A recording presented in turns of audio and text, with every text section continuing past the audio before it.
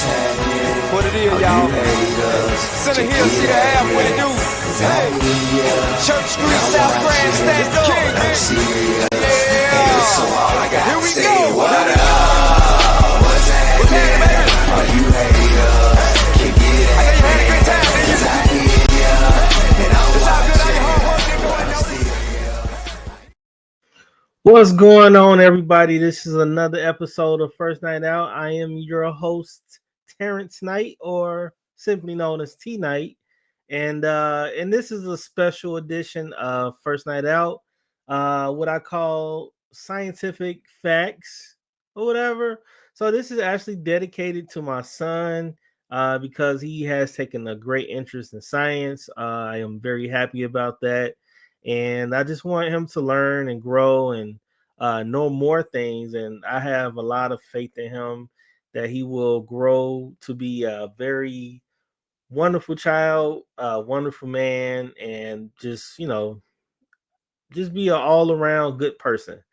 And so I'm doing my part. And so a part of one of the things I like to do is teach. And I'm going to teach people about what a hurricane is. I am somewhat of a hurricane enthusiast. I am an earthquake enthusiast, tsunami enthusiast. Fun fact is that I used to rap.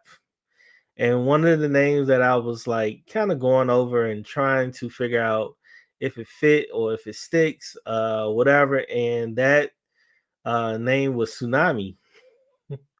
A lot of people didn't know what a tsunami was, and this was probably like 2008 or something like that. People didn't know what it was. I kind of knew what it was from yesteryear animation. The word tsunami just means big wave in Japanese, and so I kind of thought it was a fun name or whatever, and so it's always stuck with me. And then, throughout the years, there's been countless of, natural disasters within, not only the United States, but the world in general.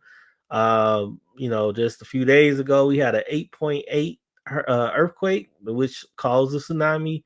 Small on the scale of things, but nevertheless, it's very dangerous, and I'm only calling it small because there have been, you know, great bigger tsunamis and earthquakes that have occurred. Because in the grand scheme of things, you see a 6 foot wall of water, which is taller than me, coming towards you. It's very scary and very intimidating. Speaking of wall of water, um, I kind of want to talk about the the the topic that I want to talk about today is the hurricanes. And so hurricanes is a very unique phenomenon that happens in the northern hemisphere, or North America, Central America, with our weather. And so before I dive deep in that, I want to kind of tell a story about my experience from the outside looking in with Hurricane Katrina. You know, I just remember that day, or that weekend leading to that Monday where the levees broke. That was the start of my college career, and pretty much a lot of class of 2005, high school class of 2005's first experience in college, and pretty much their first day as well. It was very unique because, you know, when you think about new beginnings, you think about like everything that had happened that day. First day of high school, first day of college, first day on a job. Like, there's a lot of things that, you know, stick in your mind. And so one of the things that sticks vividly in my mind was when getting ready for school. Had my, of course, first day outfit ready. Had my book bag. I usually, during that time as an 18-year-old kid, when I was with my mom, I would, fix my breakfast, have apple juice or whatever it was to get me going in the mornings. And so I remember looking at the, TV, because I used to watch a lot of Planet Earth documentaries that they used to come out, and I knew about hurricanes and things like that. But this one was a little bit little bit different because, of course, being in Chicago, you don't feel the impacts of a lot of tropical storms, a lot of hurricanes, unless you're in a particular place where you're on vacation, and then there's a sudden change of plans or something where you get caught up in it. And so uh the technology at the time was decent, it was fair, it was it wasn't as good as it is now. And just technology period today is not as good as going to be tomorrow. And so they had all the data, they had all of the things that they needed as far as New Orleans and Louisiana, Mississippi. But one of the things that they didn't know, and I think they had talked about it in this show called the What If.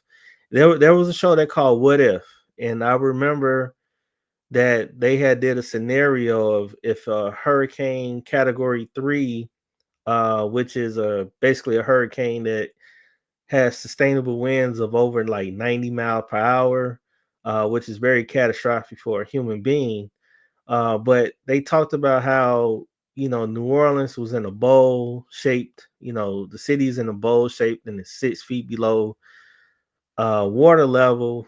And so just knowing that, or just understanding that, like, you still can't grasp the thought of like being inside of a bowl. Like, you don't know. So you got the Mississippi River, then you got Lake Pontchartrain, I think to the north of it. And so just on the outside looking in, I'm getting ready for school. And then the reports that came in, um they were saying everything was okay. They did not get a direct hit. And I remember that. But when I got to school and I had my first class, which I think was like English or something like that. And then, then I had an afternoon class, and then I was just lingering around.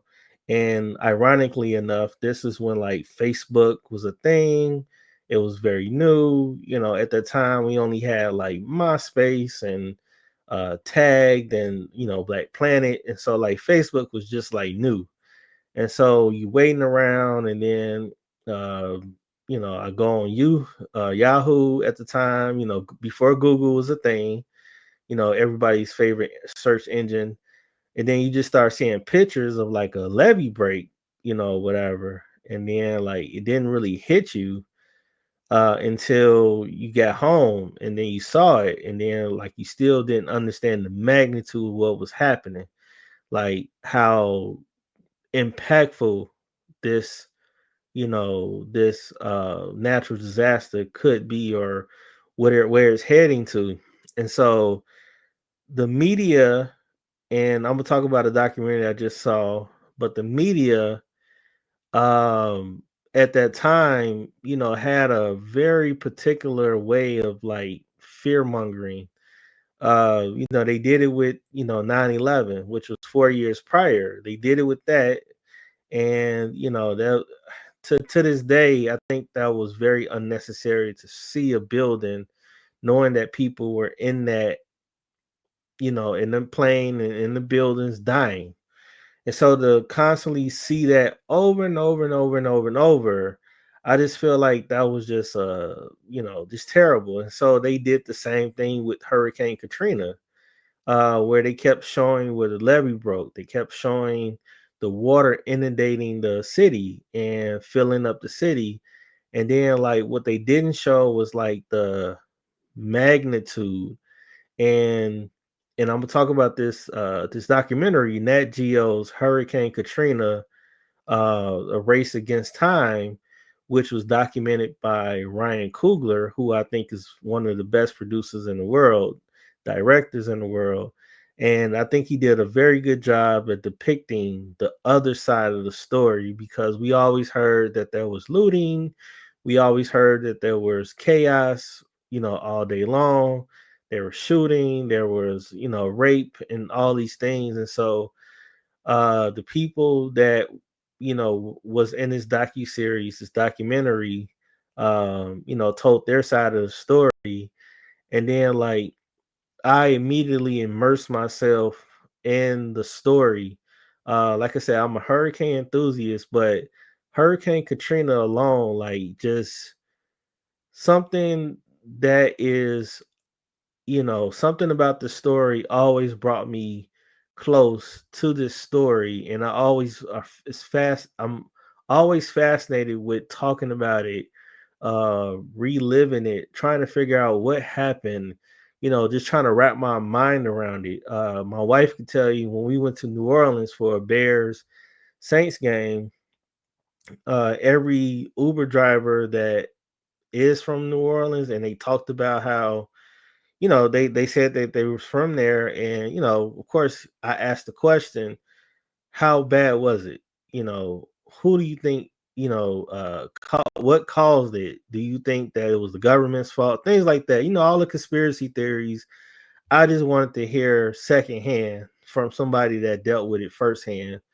And so, like, I'm not a reporter. I mean, this is all things that I'm pretty sure Hurricane Katrina has been dissected a million times. I'm probably 1,000,001 person talking about it. And just looking from the outside looking in.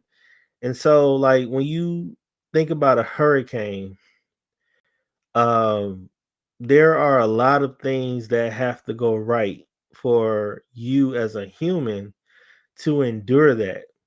And so when I think about that and think about how people rode the weather, and I'm not putting blame on anybody or any particular person or government at that time. I think Ray Nagin, the mayor at the time, did a very good job at uh, getting the warning out in advance.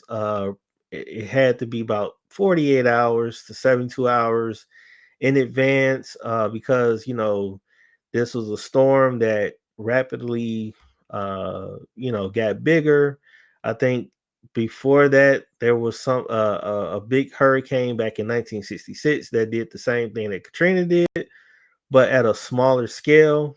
And so they had a lot of information, they had a lot of data, knowing the worst scenario or whatever. And so I think when you have less than 72 hours to enact a worst case scenario plan of emergency, I think you are doomed.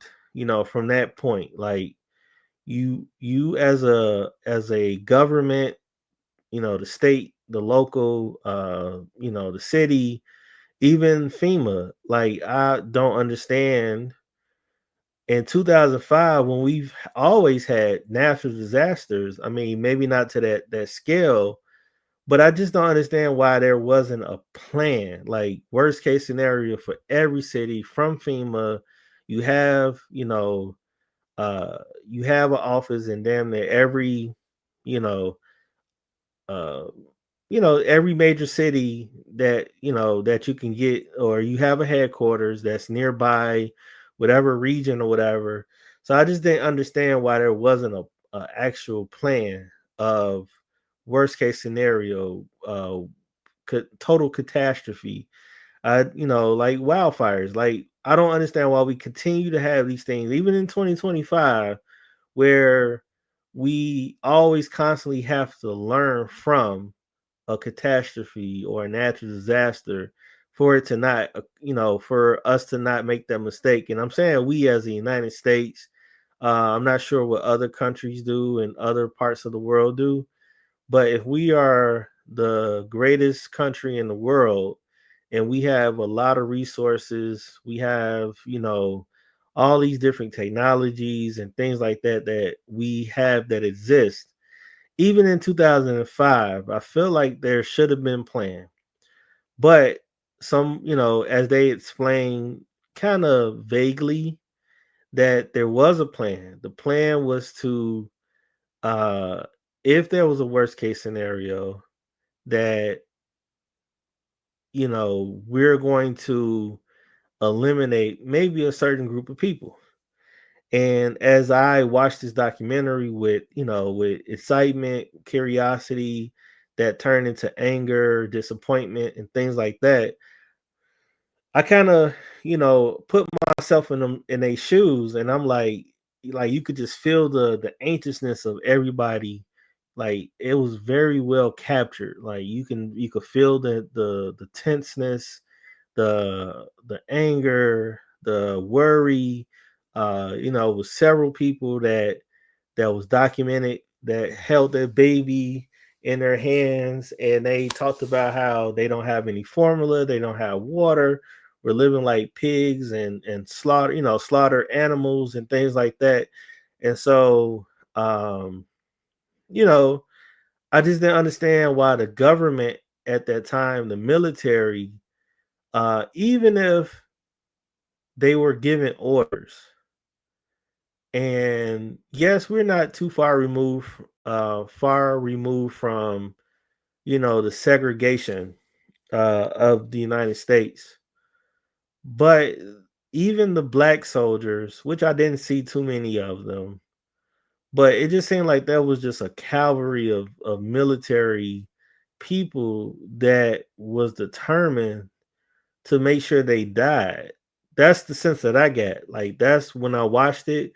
That's the sense that I get. Like they really wanted them to suffer. Like they wanted them to die. Like they wanted them to endure all this pain and suffering for them to not come back. And then when you saw the tricks and the stuff that they went through at the aftermath where they couldn't get funding for their house to be rebuilt, they couldn't get the resources that the well-off people got. And the well-off people could have been rich people, could have been upper middle class and things like that. But one of the things that I talked about for all these years, where was the rappers that benefited from being in New Orleans? And I'm not blaming Lil Wayne. I'm not blaming them for that, catastrophe. But where was the help though? You know what I'm saying? Like, you don't see too many documentaries of Lil Wayne, Baby, Master P, none of them during that time going in with buses and boatloads of things to help them. Like they, 100 millionaires like Baby, 100 plus millions, Master P, Lil Wayne, all these people that benefited from the pain and struggle to get to the top never came back and reached out to help their own people. Like at the end of the documentary, you show that there were 1 million people that was displaced from New Orleans, which is the well off, the poor, the middle, the law enforcement, everybody. There were a lot of people that was displaced by this catastrophe. And so the only thing that the government committee could think about was, hey, we got to rebuild the city. It's still a tropical destination, a desired tropical destination to come to. They were only worried about French quarters. And the main part of the Superdome where the Saints play, and so they were only concerned about that. That was their only concern, uh, and they weren't worried about the poor, disenfranchised people. They was only concerned about the money, the bottom line. And so the tricks that they did, the insurance companies, the everything, the total chaos, like if you have 1 million people that's displaced, like what is the alternative? Where did you want these people to go? Everybody was scrambling. Like, where was the contingency plan? I always talk about contingency plans with my wife. Like, hey, if A doesn't work out, we have to initiate plan B. We have to initiate plan C. Always have a backup plan, and it's so crazy that even in 2005 that they didn't have contingency plans. And, I think that's the first rule of business. Contingency plans, like, hey, don't work out, let's go to here. We got to figure this stuff out. Um, and I'm only talking, like I said, from the inside, outside looking in. I don't know what Ray Nagin was thinking about, or prior to, maybe they were hoping, like, hey, we don't have to spend a lot of resources, and on particular things, we're gonna be okay. It's gonna take a 1 in 1,000 year storm to mess the city up. And I don't know if it was naive thinking or whatever, but that 1 in 1,000 year storm ended up happening, and the levees broke. The infrastructure of the city was terrible. And when the infrastructure of a city is terrible, that means that there's a lot of wasteful spending. Even here in Chicago, there aren't a lot of resources that go out to, the west and south sides, but they redirect the resources to downtown to keep the tourists safe, and to keep the tourists, when they have cars, they don't endure potholes and stuff like that. When you go on the south and west sides, there's countless days of construction and shoddy construction, and incomplete construction. And so we always know what that is. That's just more so whoever has the balance of the power, whoever is directly benefiting from this, and even indirectly benefiting from whoever has the power, are the lucky ones. And the people that don't know anyone, that's connected. I don't know how the parishes work, if they have a parish leader, or if the mayor's the all right person, or they have I don't know. Like, we have an aldermanic system here in Chicago where we can express our concerns to, and supposedly supposed to funnel up to the mayor, and and figure out how we can get resources. But that's neither here nor there. Like I said, Hurricane Katrina, which happened almost 20 years ago. It'd be 20 years and in 3 weeks. My first day of college is very synonymous with Hurricane Katrina. I'm gonna always remember it. I just, I still vividly remember, what it looked like, how devastating it was, how, Kanye West, George Bush don't care about black people. I just remember all that, and it was very tragic. I remember, there were a lot of rumors and a lot of, um, misinformation and things like that. Like, I think one of the craziest misinformations that I still haven't seen if it was confirmed or whatever, when people had got FEMA cards. I think it was like approximately like $1,000 or something, and there were people saying that they had spent it on a purse or something, a luxury purse. And I don't know if that's true or not. But we as black people, and I'm not just limited to black people, but we know black people that will do that. Um, even in the midst of catastrophe, your home is gone. You just gonna have some people that will do black people stuff. You know what I'm saying? And so, um, we just hope that they had got the resources and they got out, and that they found their loved ones. Not too many of their loved ones passed, and they got on with their life. Even 20 years later, as we see in the documentary, that the people that was very integral or had documentation or was on film for a particular reason, Ryan Coogler and his staff ended up getting them to do interviews, and which I think was a very good, what I'm saying, like a before and after, telling their story 20 years later, and reliving their moments. And you can see the tears that were streaming. You can see the anger that came out of them once again. And where was the government? Like I said, I it was 3 hours and 57 minutes. It was split between five different series. And me as a person, I get very invested with something, especially with Hurricane Katrina. I probably look to see what new information is out there.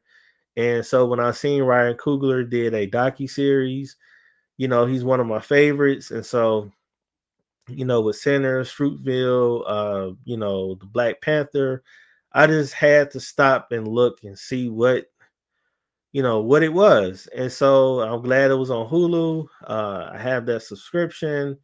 And so when I stopped and seen it, all 3 hours, 4 hours, whatever, it took me through a whole whirlwind of a lot of emotions, a lot of range of emotions. You know, everything but happy. Um, you know, it was when people got rescued, it was more relieved. But, like they explained, yes, they were rescued from hell, but a lot of them didn't know where they were going. Like they had to start over completely from scratch. And then the aftermath where they showed where they had a town hall meeting, and they were planning to do green spaces and turn their community, the Lower Ninth Ward, into green spaces and an oasis, and and said that it was for hurricane protection, but people lived there.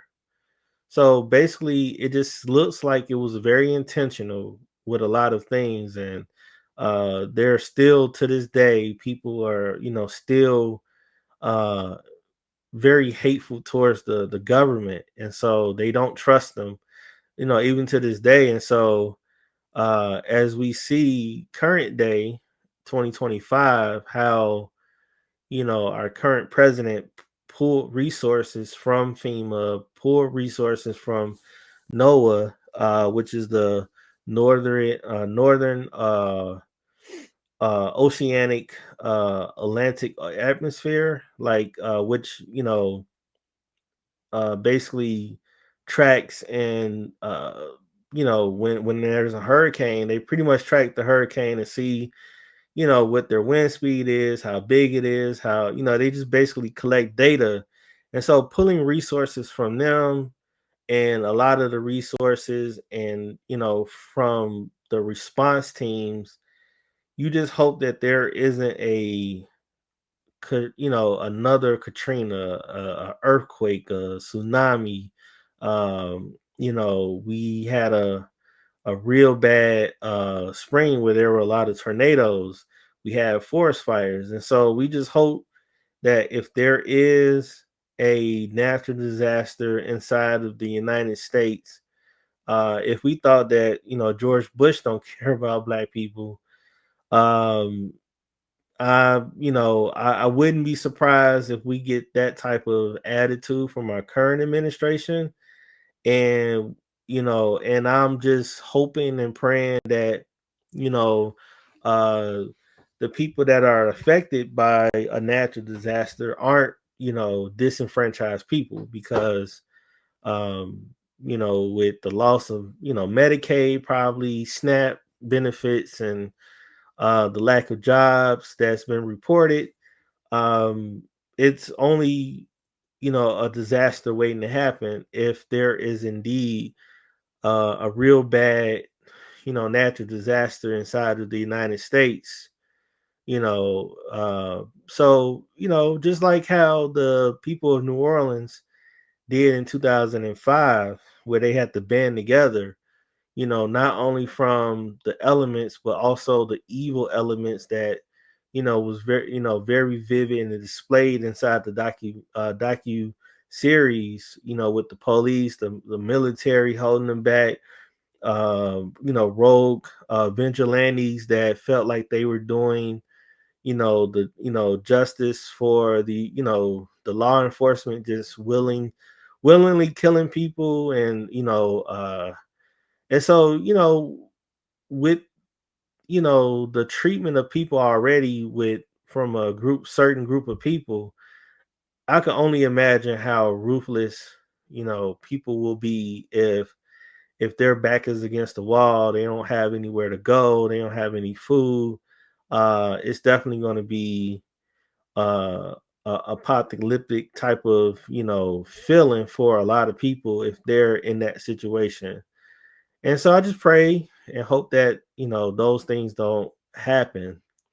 And so as you can see in my bottom ticker, that I always have a quote or a fun fact or whatever it is that I see that I'm inspired by. I always put it at the ticker, right below.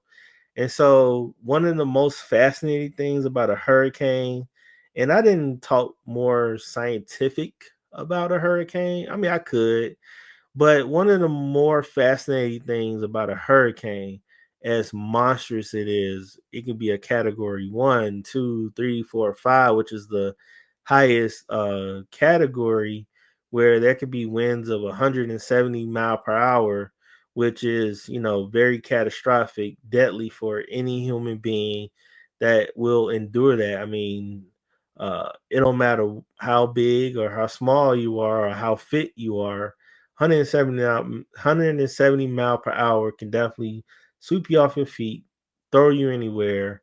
If there's debris, it can definitely slice through you as a person. So, but there are a lot of fables that come out of a hurricane, and so when they said the calm of the storm or the center of the storm, it's very peaceful, it's very serene, and you get like a moment of like peace and like reprieve of like what just happened. Like you can collect your thoughts, you can figure out what your next move is, but you got to make it quick.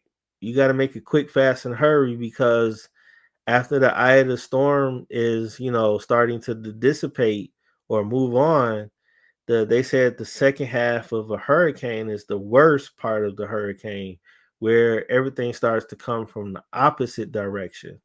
You know, uh, you know, the first half of the hurricane or the storm could be coming, from your back, like where you're dodging stuff, you're doing this and you're doing that.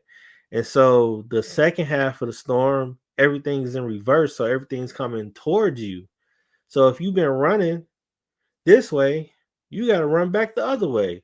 So I think it's just so fascinating in a gigantic storm that you can literally have maybe 5-10 minutes to seek help, seek whatever you need to seek, or pray, or get help, or whatever you need to do within that 5, 10, maybe 15 minutes, while the eye of the storm is in your presence. And so the quote goes, in the center of a hurricane there is absolute peace and quiet. There is no safer place than in the center of the will of God.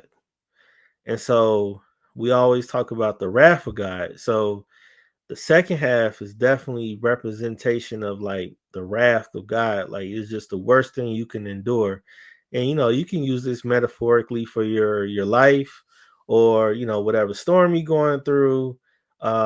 Just know when you do get that relief, that reprieve during during whatever calmness, whether you're at home, you're sitting on the toilet, you're in your favorite spot, whatever you do in that time, you seek help, you seek whoever you need to seek, you pray, you just you let off steam. If you got to scream out loud, you got to jot things down, you got to write things down so you won't forget it. Or if you're in a hurry, if hurricane, you in a hurry, you trying to figure out something. And so I'm not trying to be preachy or whatever, but I just I am a hurricane enthusiast. And and Hurricane Katrina in itself, in my 38 years on Earth, has been one of the ones that just captured my attention. It has been capturing my attention for the last 20 years. And so, as I wrap up, I just want to take this moment to like shout out Frankie Knight. That's my son, and he has a knack for watching these things too, and I was quite shocked you know when he mentioned the natural disasters. He mentions hurricanes. He knows what a cumulus cloud is, and these things are very shocking. Just to see a 5-year old actually have these interests, in the same interest that I have. And, I didn't teach him that, what I'm saying? I mean, he was around me. I watch it, but to take interest, like I didn't force him to watch a hurricane, video or earthquake video, but he know droughts.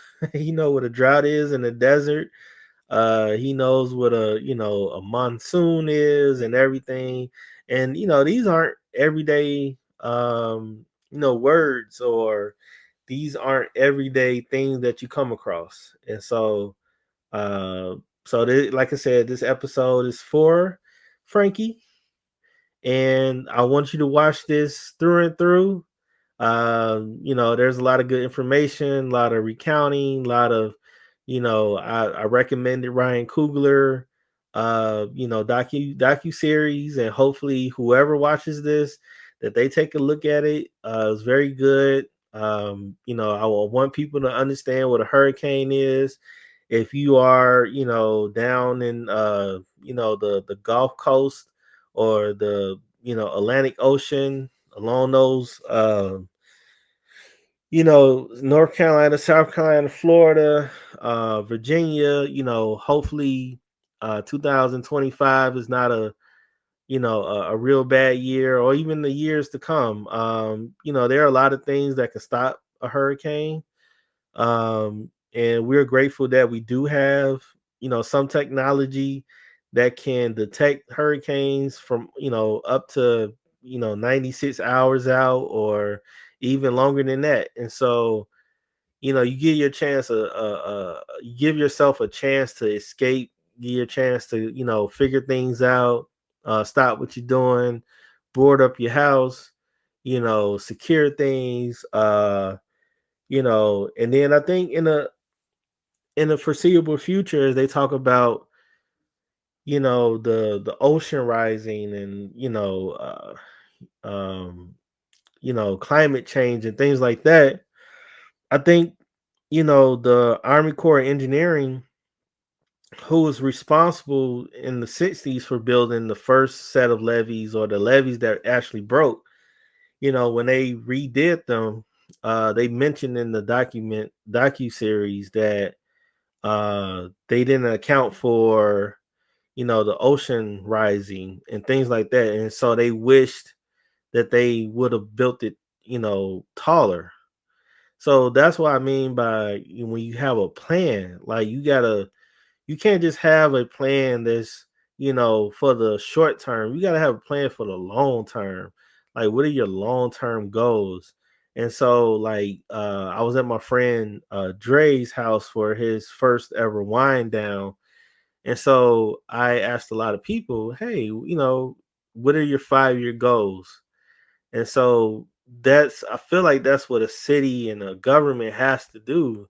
It just seems like there are a lot of, things that the government and the local level, and it just seems like a lot of people make decisions based on what they have to do now, instead of thinking about, hey, 20 years from now, there's going to be a billion people that live in the United States. What does that look like? What food resources that we're going to have, what allies that we're going to need, who we're going to, um, you know, what the world is going to look like. Is there going to be, 10 feet, more water in the ocean? Is there going to be a lot more volcanoes, earthquakes? Just contingency plans. Like, what happens? Like, I think California having a retention lake or retention, just in case there is forest fires, where they can, you know, put water on sparse, places, and keep the vegetation, from igniting. I think those are very good plans. I just hate that they didn't do it soon enough, before January 2025. And I hate that we do have a current administration in the United States that, like to put blame on things, and it's not a blame game. This is just like, this is a people thing. Like, let's learn from it. You as the president, hey, let's get this right this time. Like, let's help people instead of blaming. I just hate that we are in that mode of, placing blame when people need help. As you can see in Hurricane Katrina, the docu series, you're gonna see the same thing. This wherever it is, when there's a certain administration or government or person in government, it's all about politics and their image. And when things go awry, people just want to point the finger instead of just like, hey, like, instead of saying people are looting, uh well, think about why they're looting. Like, yeah, people's businesses are already destroyed and already, saying damage from the hurricane. Like, you didn't give people food, you didn't give them nothing to drink. They're starving, they're desperate. So, of course, they're going to go to the stores, they're going to get food, they're going to get something to drink. They're dying, you know. And so, I mean, that in itself, and how, just how many was it, like 60, 70,000 people that was at the National Convention Center in the Superdome in New Orleans, and they were trapped. Think about it in a larger scale. If you have people who are desperate, and you have people who are in cities that, the rent is going up astronomically, you probably work somewhere where you're not getting a raise, or you're not getting the resources or the help that you need. uh and then the people that are in charge of your very existence, or your very, like, your lifestyle and your livelihood, like, you're gonna feel displaced anger. You're gonna give displaced anger to whoever it is that's in your way. And so, I pray and hope that, not only myself, but people who are around me, people I talk to, whoever even, watch this podcast. I just feel like, we just need a lot of um we need a lot of help, just as a society. I just hate that the media portrays, ICE all the time, beating people, arresting people. They just trying to survive. People are just trying to survive. And I hate that they, do these things. But as I close for the third time, this is third when I get into these rants. But yeah, check out, Ryan Coogler's Hurricane Katrina docuseries. Learn a lot more about hurricanes. If you're on vacation, you need to know what to do. If you need to shelter, if you're in these certain places, category, tropical storm, you got a hurricane, category 1, 2, 3, 4, 5. Listen to, if you're in that position, listen to the local radio, the news or whatever on TV, and just stop, pay attention, do what you got to do, formulate a plan, a contingency plan. Hey, we need to probably, pay for these $1,000 tickets to leave right now, or whatever you got to do. Just make sure you know what to do, so you won't get caught up and be in that situation like the people in Hurricane Katrina. So, this your boy T Night. Like I said in an early episode, I'm an enthusiast. I love anything science, and this wasn't always the way. In high school, and somewhat in college, like, this wasn't me. I didn't like these things. Couldn't understand it, and now, for whatever reason, photographic memory was, bad then, but it's great now. And I can recall, the periodic table of elements. And it's such a weird thing that, 23 plus years later that I can just, hey, I know what the periodic table of elements is. I know what most of the geometry terms and formulas. It's so weird. It's so weird. But I love to teach anything about science. And so you're going to get these episodes at least every 5 episodes. I'm going to teach you about something scientific that I love. And it's probably going to be more so in the natural disaster type of thing. Like I wanted to talk about the earthquake. I love fucking earthquakes. I probably had more presentations in college and even in my workplace, when I was working, at the bank or whatever, I gave a presentation because they want to see if people, know how to talk to a crowd. What do you do in the PowerPoint presentation? And it was just like a little class or whatever. And I talked about earthquakes for 20 minutes nonstop. And people was like fascinated, asking me questions. Like I'm a real geologist or something out here. It was fantastic. And so that's basically what it is and what it's gonna be, just me talking about random stuff. But this your boy T Night and over and out.